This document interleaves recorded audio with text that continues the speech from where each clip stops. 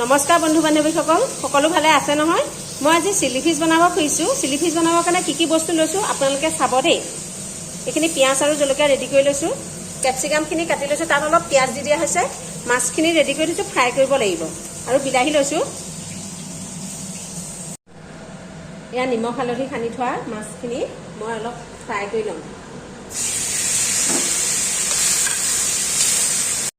আমাৰ ফ্ৰাই হৈ আছে। মোৰ মাছখিনি ফ্ৰাই হৈ গৈছে। এইখিনি এতিয়া মই কাঢ়ি থৈ ল'ম। এয়া মাছখিনি মোৰ ফ্ৰাই হৈ গ'ল, কাঢ়ি ল'লোঁ। এতিয়া পিঁয়াজখিনি মই দি দিম।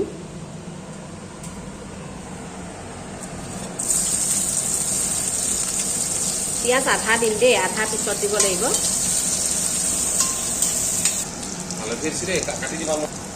এয়া হালধি দিছোঁ, মছলা দিছোঁ। অলপ পিঁয়াজটো অলপমান ভজাৰ পিছতে কেপচিকামখিনি আমি দি দিম। এতিয়া আমি ইয়াত কেপচিকামখিনি দি দিছোঁ।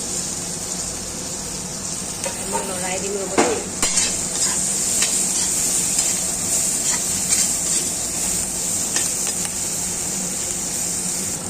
এতিয়া আমাৰ কেপচিকামখিনি হাফ ফ্ৰাই হ'ল। ইয়াত বিলাহীখিনি দি দিছোঁ। এতিয়া আমি ফ্ৰাই মাছখিনি ইয়াত দি দিছোঁ। তাৰপৰা অলপমান লৰাই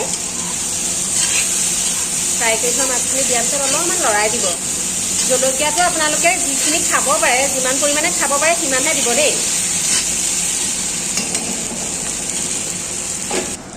এতিয়া অলপমান ধনিয়া ছটিয়াই দিব।